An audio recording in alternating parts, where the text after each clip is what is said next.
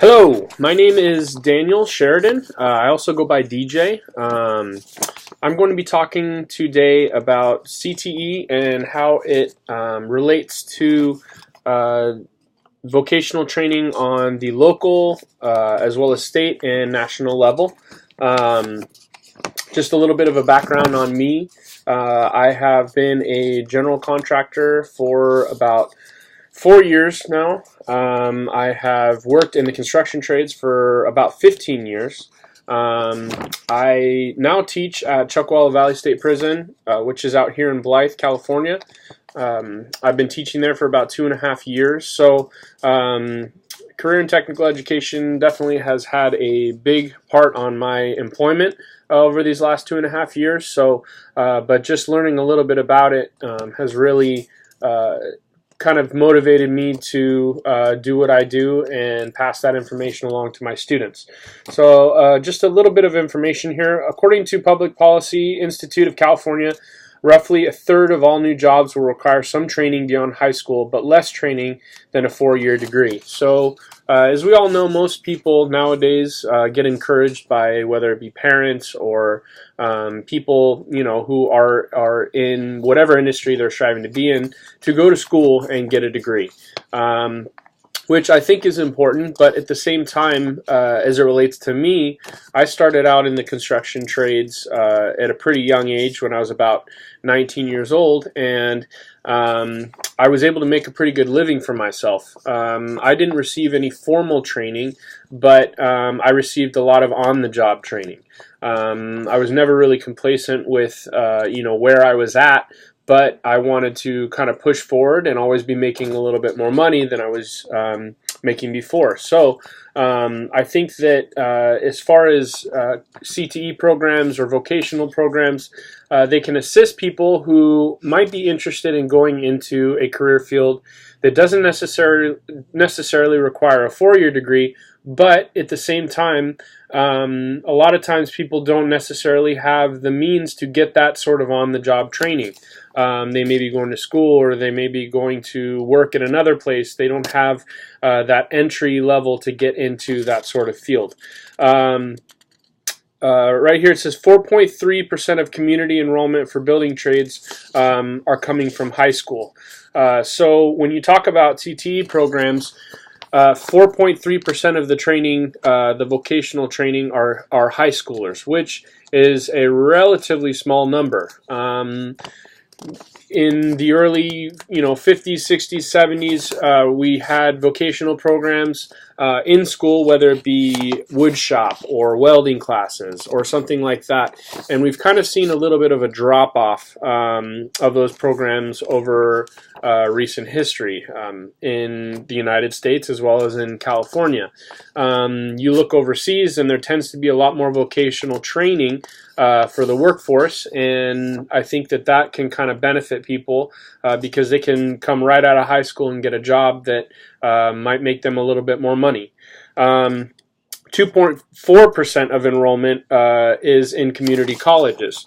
So that's an even smaller number than in high school. So that kind of leans to what I was saying before about the trend working its way,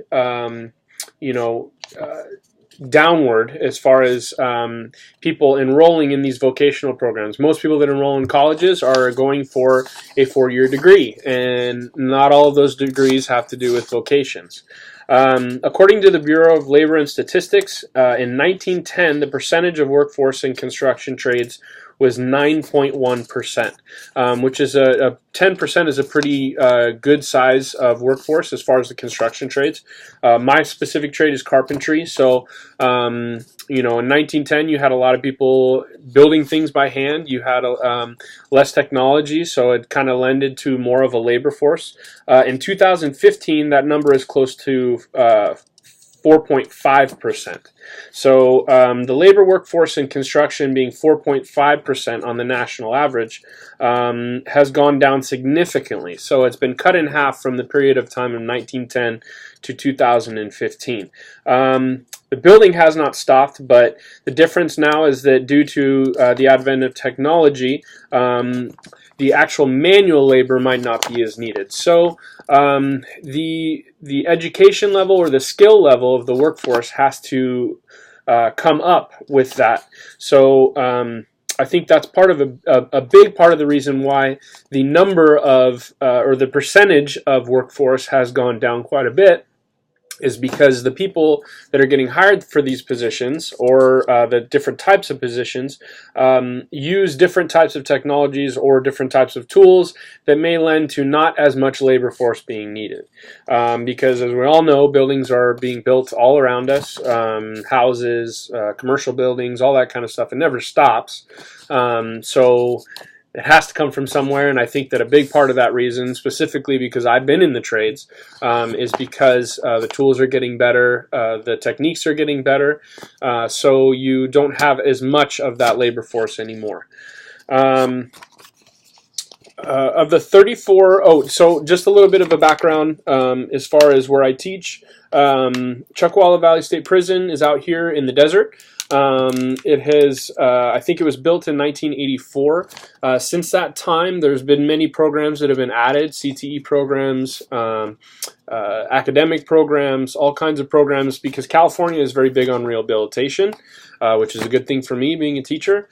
So, you know, there's a lot of different vocational programs that different inmates, and I'll get into that a little bit further later, but there's a lot of different vocational programs that people can be involved in while they're in prison. Of the 34 different correctional facilities in California, approximately 60% of them have a designated carpentry vocational program. So part of that is due, I'd say the goal would be to be 100%. But due to the fact that different facilities have different security level, and the caliber of inmate is a little bit different. I work at a level 2 facility, which is people that are working towards rehabilitation. So in order for an inmate to work down to a level 2 facility, they have to have a relatively clean record. They can't be, committing violent crimes consistently. They can't be, basically they can't be going against the grain. So, so my facility is one that has all those tools available, has the means available to train these students in having an apprenticeship in carpentry.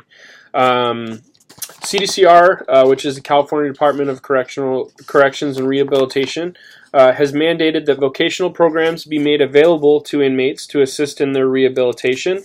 Most of these programs use a nationally recognized certification, which gives them something to use upon their parole. So the system that we use to train our students in carpentry is called NCCER, which is the National Center for Construction, Education, and Research. So the NCCER basically provides a curriculum that you kind of adhere to, which trains someone up into an apprentice level of carpentry.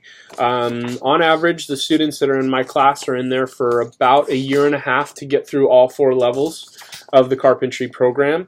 They are given a number which they can use, which is actually, with the advent of technology, is nice because there's an online database that they enroll into. They receive a number, and a potential employer, when they parole, can be given this number, and they can check online exactly what they've completed, what the different levels of certifications they completed. So in my course, we go from the ground up. We build a house from the foundation, floor systems, wall systems, ceiling systems, roof systems. So and then everything in between. So the more advanced levels being kind of the fine finish carpentry, as well as advanced levels of wall systems, stair systems, all that kind of stuff. So it's something that my students use quite a bit. I've already had 3 students who have paroled, 2 of which have used that certification to land a potential job. I've had employers who have called me during the background process and have asked for reference, whether it be what type of student they were, or how well they did in my class, what their level of competency is. So in California, more recently, over the past year, I think it was last September, which it was enacted, California passed Prop 57, which was kind of a big issue on the ballot. So Prop 57 basically provides an avenue for inmates who would like to get time served or time off of their sentence by participating in programs such as vocations or academic programs, as well as Narcotics Anonymous, Alcohol Anonymous, violence prevention programs, gang programs. So this Prop 57 basically is an incentive for most inmates to do well in these programs. So it's kind of caused a big influx into these vocational programs. So there's been a big need for vocational teachers within the Department of Corrections. In California, our system or the structure of our academics, so we have the local level. I have my supervisor who is in charge of the vocational programs within my facility. And then a step up from there, there's a regional a person who's in charge of the regional structure of the facilities, and then it goes all the way up to the Office of Correctional Education, which has a person who is in charge of that. So most everything that occurs or any changes that occur within the Office of Correctional Education usually end up changing because of ballot measures or because of a real need for a different restructurization. So Prop 57 has been a big change. It's had some positive influence, but it's also had some negative influence on the level of my classroom. I find that the caliber of student who's coming into my classroom is a lot less, because now pretty much everyone wants to get time off of their sentence. As far as what goes on in my classroom, the basic idea is that they test for competency for a particular subject matter. And then after they're done testing, they come out and they do a performance examination. So the performance examination consists of different parts of the house, or building a different piece of the house, whether it be floor systems, wall systems. I structure it so they have to work together in a team, because that's really how you're going to be working out in the field as well too. You're going to have to be working with people, you're going to have to get along with people, and so I make that a big part of my program. I make available resources that may assist students after parole, such as vocational training centers, as well as unions and large developer information. So I really want to provide those students with an avenue where they can, after they exit my class, they will have someone who is going to give them more information or assist them in entering back into society. Big thing is, if you have a job coming out of prison, it's going to decrease your chance of recidivism by a lot. Once you're making a paycheck, a lot of these people don't really necessarily turn to crime in order to make money. And that's why a lot of people are in prisons as well too. Organizations such as Homeboy Industries that helps formerly incarcerated and ex-gang affiliated individuals with finding companies that hire ex-felons. So there are a lot more companies and industries that are hiring people that are coming out of prisons as well too. I think part of the reason why is because the workforce is very sparse. There are a lot less people coming out of high school going into the trades. I've seen a gradual trend in salary moving in the upward range for people that are in the building trades, which is a good thing.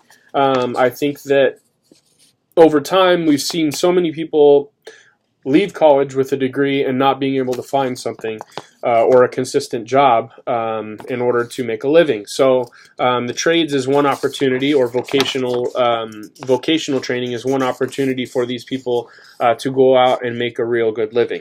As far as the recruitment system coming into my classroom, there is no real recruitment system.